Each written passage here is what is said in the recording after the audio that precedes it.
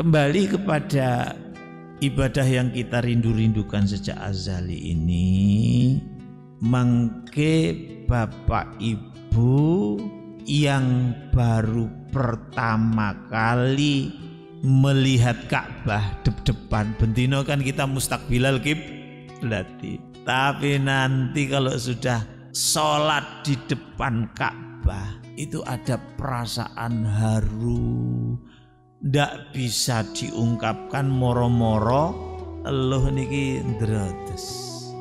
Karena sebetulnya itu kerinduan fitri. Dan itu mila Bapak Ibu rahimakumullah, maka alangkah indahnya menumpahkan kerinduan yang sudah sedemikian lama itu baiknya ya dengan persiapan.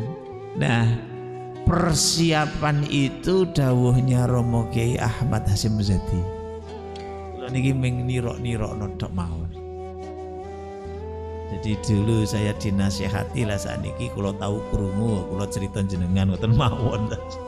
Persiapan menumpahkan kerinduan azali itu yang pertama. Bekal kita sebaiknya sofaul qalbi wa husnun niyah. Sofaul qalbi niku bening ati, wa husnun niyah lan bener apike niat lillahi ta'ala. Mengkondisikan supaya kolbu kita sofin, jernih, lalu mancepno niat lillahi ta'ala. Niku kedah digabung antara pengertosan ya, dalam hal ini jelasaken lillahi ta'ala secara verbal niku 3 menit selesai. Tetapi ngelakoni ibadah yang lillah billah itu ora kena diceritakno tok. Dawe Abah Hasyim dulu, iku kudu diriyadhoi, kudu dirakati. Sebab mancepno niat lillahi ta'ala dadi laku ikhlas. Niku ana tukone. Ana riyadhoe, ana tirakate. Ini milo persiapan conditioning sofaul qalbi wa husnun niyah itu sebagian memang harus kita pelajari dengan pendekatan ini, tetapi mengkondisikan agar kita bisa lillahi ta'ala niku kedah mawi taqarrub dan ibadah kepada Allah Subhanahu wa ta'ala. Dados kok umpamane niki ya ndelalah kersane ngalah kok ditunda tahun depan. Di alhamdulillah wae ngoten lho. Malah engko persiapane mugi-mugi tambah sae berkenaan dengan conditioning sofaul qalbi wa husnun niyah. Makanya kita ngaji piye carane noto ati, lalu tidak hanya noto ati noto pikiran, jejekno laku, karena laku ini yang akan menciptakan hal niku kahanan. Kahanan apa? Kahanane hati supaya bisa lillahi ta'ala. Hal itu baru bisa tercipta melalui istiqomatul amal. Niku nek dawe ulama-ulama ahlul hikmah ngoten. Jadi ora kok bares manasik cerita tentang keikhlasan otomatis terus kita bisa ikhlas semuanya. Lah nek ngono ya beres Indonesia ini. Penataran Pancasila kabeh Pancasilais. Diundangkan KPK kabeh ora wani korupsi ngono.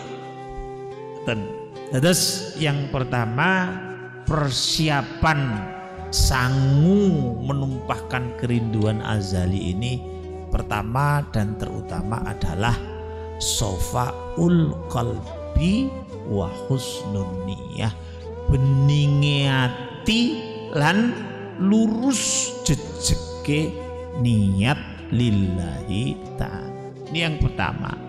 Yang kedua, oleh karena ibadah haji niku bukan wisata. Oh, ini bahasa lari-lari ya. Ibadah wisata atau wisata ibadah? Oleh karena haji niku ibadah, maka seluruh ibadah niku wonten tata aturane. Niku bahasa Arab jenenge manasik. Manasik niku tata cara ibadah, sehingga ada syarat, ada rukun, ada wajib, ada sunnah.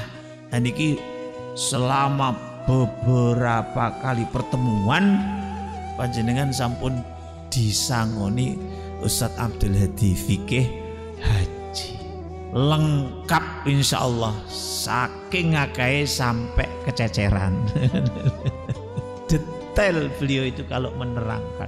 Terus oleh karena haji itu ibadah, maka ada syarat, rukun, sunnah, wajib dan lain sebagainya sampai akhlak itu ada manasiknya. Maka yang kedua modalnya adalah penguasaan fikih manasik haji, supaya semua penggawean ibadah haji ini secara fikih syar'i sah. Wonten sing kemalan. Tawaf niku ping 14. Loh, sampean kok ping 14? Iya mumpung dek kene, dek Malang gak ono iki. Lah iki ngajine kira-kira pas diterangno puteran tawaf niku ngantuk lek iki. Jawabane niku kok mumpung dek kene, Jok. Iki dek Malang gak ono budal rene 40 juta iki mumpung dek kene dadi tawafe ping 14. Ya tambah keliru, tambah tidak sah. Ngoten. Enten sing sa'i niku nggih. Sa'i niku ping 7 nggih. Niku ping 7 PP napa mboten niku? Niku enten sing keliru. Ping 7 pitung PP. Jadi sofa marwah niku siji. Kan marwah sofa. Ini sini. Lho ping 7 pitung PP. Lah 14. Dan iki cara fikih hajinya keliru. Keliru. Nah, mila karena ini ibadah itu ada syarat rukun, ada tata manasiknya, maka harus benar. Lah ingkang nomor 3 dawuhnya Romo Kiai Ahmad Hasyim Muzadi al-Mahfurlah. Ibadah haji niku deng-denge-deng. Lah niki apa deng-denge-deng itu ya? Kita akan donga di sana. Nggih ta? Akan donga. Mengibadah niku donga isine. Bahkan doa itu mukhul ibadah, utek ke ibadah niku ya doa. Nah kenapa kok sedemikian hebat doa ketika kita sedang melaksanakan ibadah haji? Mangke penjelasan.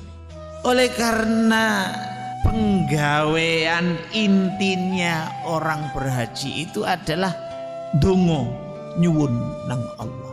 Lah syarat dikabulkannya doa niki kula sengaja membawa kitab kecil yang menceritakan itu. Rasulullah sallallahu alaihi wasallam nate dawuh ngeten. An Abi Hurairah qala Rasulullah sallallahu alaihi wasallam. Innallaha ta'ala thayyibun la yaqbalu illa thayyiban. Wa innallaha amaral mu'minina bima amara bihil mursalin.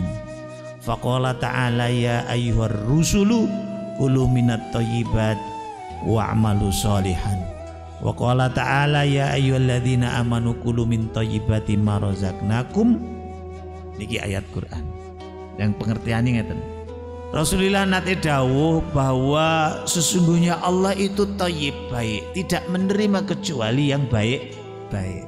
Lalu sesungguhnya Allah memerintahkan kepada orang-orang yang beriman, perintah itu telah diperintahkan oleh Allah kepada para rasul sebelum Rasulullah Shallallahu Alaihi Wasallam.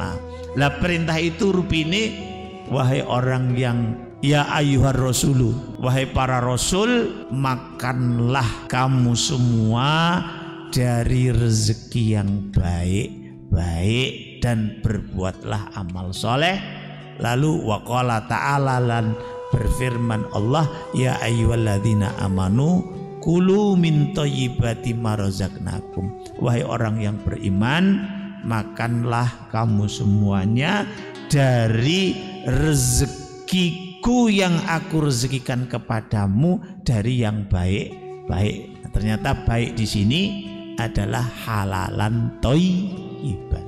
Kemudian Rasulullah melanjutkan dawuhnya, summa dzakara rajulu yutilu safar as'asa aghbara yamuttu yadayhi ila samai yaqulu ya rab wa mat'amuhu haram wa mashrabuhu haram wa malbasuhu haram wa ghudhiya bil haram fa anna yustajabu lahu.